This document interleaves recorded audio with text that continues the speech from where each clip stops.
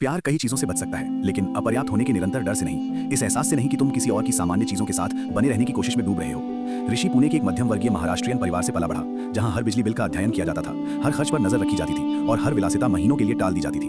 वो मानता था कि पैसा कुछ ऐसा है जिसका सम्मान किया जाता है। अनन्या दिल्ली के एक धनी व्यापारी परिवार से थी। Weekend brunch, designer bag, Goa की अचानक ट्रिप, वो बिगड़ी हुई नहीं थी, वो बस एक अलग दुनिया की आदी थी। जब वे प्यार में पड़े, उनके मतभेद आकर्षक लगे। उसने उसे स्ट्रीट फूड और सेकंड हैंड बुक स्टोर से परिचित कराया। उसने उसे फाइन डाइनिंग और बुटीक होटल से परिचित कराया। कुछ समय के लिए ये काम कर गया, दो दुनियाओं का एक सुंदर मिश्रण। लेकिन सतह के नीचे दरारें बन रही थी। अनन्या छोटी जीत मनाना पसंद करती थी। वेतन वृद्धि, चलो सुशी ऑर्डर करते हैं। नया प्रोजेक्ट, डिजाइनर जूते। बुरा मूड, स्पा डे। ऋषि हालांकि बिलों और बचत की निरंतर चिंता के साथ जीता था। उसके कार्ड की हर स्वाइप उसे ऐसा महसूस कराती थी कि प्यार एक ऐसी जीवन शैली है जो वो वहन नहीं कर सकता। उसने बने रहने की कोशिश की, फैंसी गिफ्ट्स पर पैसा लुटाया, महंगी डेट्स और ईएमआई से भरे सरप्राइज, लेकिन हर खर्च ने उसके अंदर एक शांत घाव बनाया। उसका वित्तीय तनाव बढ़ा, लेकिन उसने इसे छिपाया, कम दिखने की शर्म में। एक शाम एक अपस्केल रेस्टोरेंट में जो उसने चुना था, वो मेन्यू की कीमतों को घूरता रहा और घुटन महसूस की। जब बिल आया 7,800 रुपए, एक ऐसे खाने के लिए जो उसने मुश्किल से खाया था, उसने खुद को वॉशरूम जाने का बहाना बनाया और शीशे में देखा, ये महसूस करते हुए कि वो कोई ऐसा बन रहा था जिसे वो पहचानता नहीं था।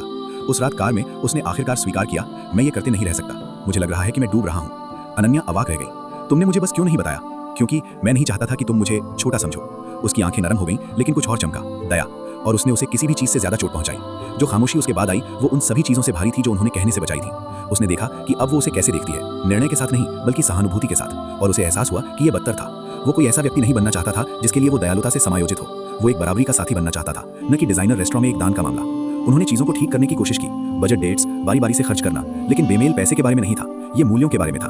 उसकी सावधानी उसे प्रतिबंधात्मक लगती थी, उसकी स्वतंत्रता उसे गैर जिम्मेदार लगती थी। एक दिन खर्च की आदतों के बारे में एक और बहस के बाद दोनों ने सच्चाई को महसूस किया कि वे मौलिक रूप से असंगत हैं। इसलिए नहीं कि वे एक दूसरे से प्यार नहीं करते थे, बल्कि इसलिए क्योंकि पैसे के साथ उनके रिश्ते उस गहरे अंतर को दर्शाते थे कि वो दुनिया में कैसे चलते हैं। वे आपसी सम्मान के साथ अलग हुए, एक दूसरे को एक ऐसे भविष्य की कामना करते हुए जो उनके सपनों से मेल खाता हो, भले ही वो सपने अब एक दूसरे से मेल नहीं खाते थे।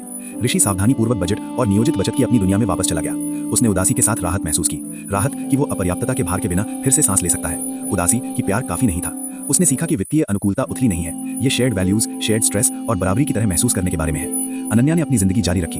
अब वो उस विशेषाधिकार के प्रति ज्यादा सचेत थी जिसे उसने हल्के में लिया था। वो उसे याद करती थी, लेकिन समझ गई थी कि साथ रहने का मतलब होता कि उनमें से एक लगातार अपनी प्रकृति से समझौता कर रहा है।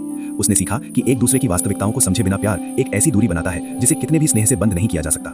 सालों बाद किसी ने ऋषि से पूछा कि क्या उसे रिश्ते का अफसोस है। वो मुस्कुराया, नहीं, लेकिन मैंने सीखा कि तुम किसी के साथ भविष्य नहीं बना सकते जब तुम पूरी तरह से अलग वित्तीय वास्तविकताओं से काम कर रहे हो। ये इस बारे में नहीं है कि कौन सही है या गलत, ये इस बारे में है कि क्या तुम दोनों एक ही जगह में सांस ले सकते हो। उनकी कहानी पैसे द्वारा प्यार को नष्ट करने के बारे में नहीं थी, ये इस बात को पहचानने के बारे में था कि वित्तीय मूल्य बैंक बैलेंस से गहरे होते हैं। वे सुरक्षा, पहचान और इस बारे में होते हैं कि तुम अपने खुद के रिश्ते में एक बराबरी की तरह महसूस करते हो या एक धोखेबाज की तरह।